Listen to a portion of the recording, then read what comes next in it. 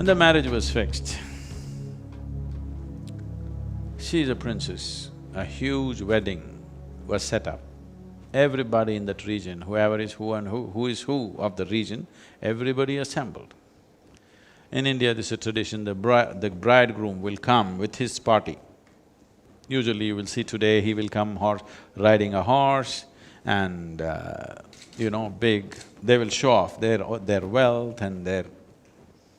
The bridegroom's people will come in full attire, showing off how they're better than the bride's people.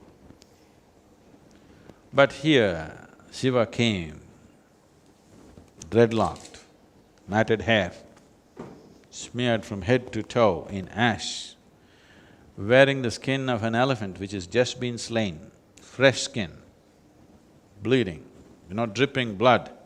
And he came fully inebriated, completely stoned out, like that. And all his people, they're all demented and distorted beings. They're not in human form and they're making some nobody can understand kind of noises among themselves, a language that nobody can understand. And Meera, Parvati's mother, looked at this groom and she again oomed. Oh no! And she fainted. Then Parvati went and begged Shiva, for my mother's sake, put on a little better, I don't mind the way you are. I just don't mind how you are. All I want is you, the way you are. But for my mother's sake, just show a little more pleasant self. He said, okay. And he put on a very beautiful form, attired himself well. And then he came, and then the people said he's a Sundaramoorthy, that means he's the most beautiful human being they'd ever seen. He was 9 feet tall. They say when he stood, he was level with the horse's head. This description is there in many scriptures. When he came down south, they said he was twice the height of an average woman. Generally in South India, now it's all mixed up, otherwise, southern Indian people, women were generally 4.5 to 5 feet, less than 5 feet. So they said he is twice that of an average woman, that's how they described here. There they said he was level with a horse's head. So approximately 9 feet tall man, the most beautiful man, and everybody was awestruck by his presence. Then he came and sat down. Marriage is to happen.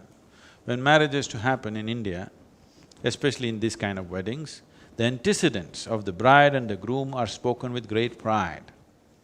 The ancestry, where they come from, how pure their blood is and all that stuff. So for the bride, glorious things were said. Her father is the mountain king and many things were said about her. Now they asked, what about the groom? He simply sat quietly. He said nothing. And there were none of his relatives who could speak any language. All these other creatures who were with him, they made cacophonic noises. Then the bride's father was disgraced by this, a man without antecedents. How will he marry my daughter? Nobody knows where he comes from, who his parents are, what is his lineage. How can I give my daughter to this man? He rose up in anger. Then there was a sage, Narada, who had a single-stringed instrument called ektara. He just did tang, tang, tang. The king got even more angry. What are you doing ektara for? Narada said, this is his antecedents. He has no father, he has no mother. Then what's his basis? Tang. His basis is sound, reverberation. He's just born out of a reverberation. He has no parentage, no antecedents, no lineage. Then the king was freaking, but the wedding happened.